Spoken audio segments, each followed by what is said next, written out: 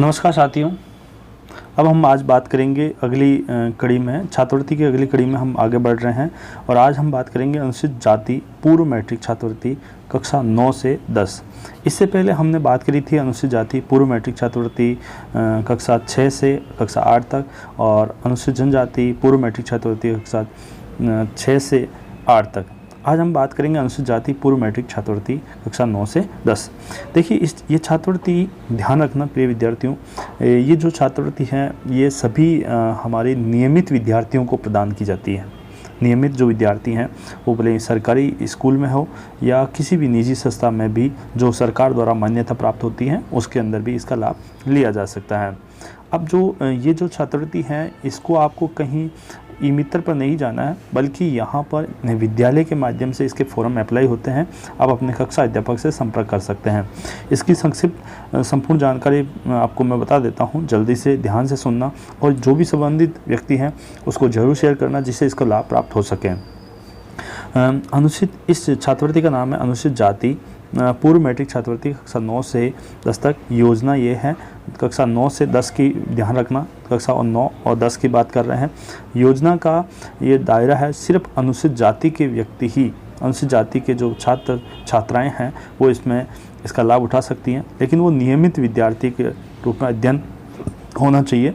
बीच में ऐसा नहीं होना चाहिए कि वो कक्षा 9 में फेल हो चुका है तो उसको छात्रवृत्ति प्रदान नहीं की जाएगी। इसलिए अध्ययनरत होना चाहिए विद्यार्थी छात्रवृत्ति के लिए। ये योजना 2013 में प्रारंभ की गई थी और लाभान्वित सिर्फ हमारे अनुसूचित जाति वर्ग के विद्यार्थी ही लाभान्वित होंगे।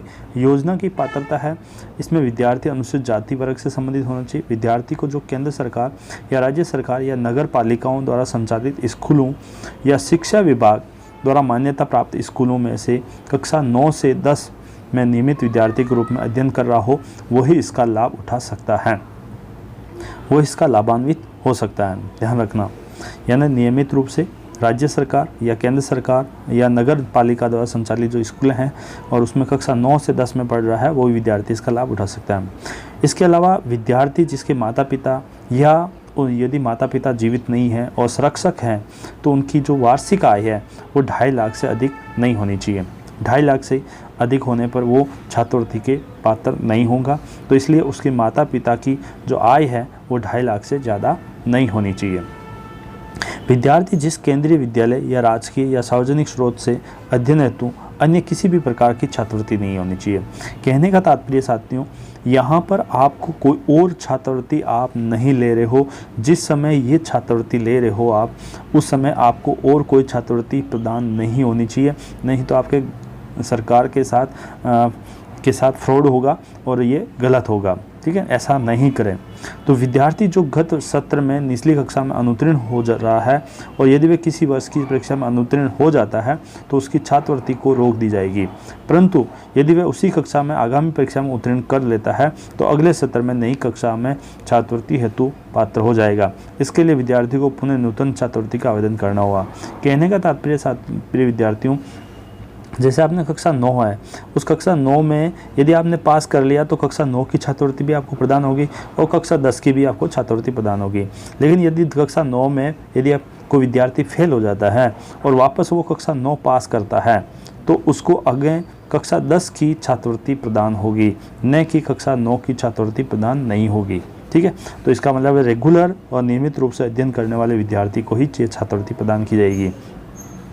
ये जो छात्रवृत्ति हैं ये समाज कल्याण विभाग द्वारा प्रदान की जाती हैं और लेकिन ध्यान रखना, यदि कोई छात्र या छात्राएं जो छात्रावास में रह रहे हैं तो उनको ये लाभ प्राप्त नहीं होगा।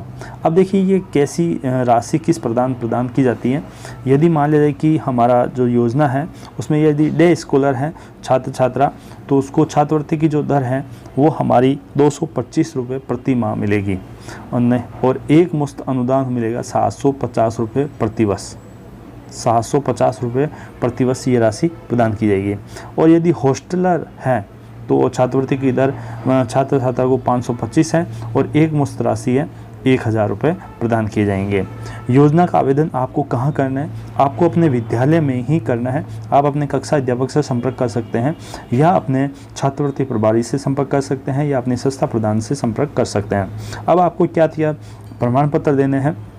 प्रमाण पत्र में आपको जाति प्रमाण पत्र, आय प्रमाण पत्र, भामाशाह, आधार नंबर और एक बैंक की पासबुक यदि आपके पास है तो, ठीक है। नहीं तो ये भामाशाह में आपके माता पिता का जिसका भी अकाउंट जुड़ा हुआ है तो उसमें सीधे आपके खाते के अंदर पैसे यानी छात्रवृत्ति के पैसे उसमें सीधे डायरेक्ट आ जाएंगे। लेकिन ध्यान रखना अकाउंट हमेशा एक्टिव होना चाहिए, चालू होना चाहिए, न कि बंद हुआ हो।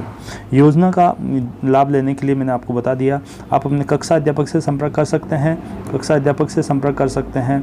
अपने जो छात्रवृत्ति प्रभारी हैं आपकी विद्यालय में तो उनसे बात कर सकते हैं या अपने संस्था प्रधान से बात कर सकते हैं।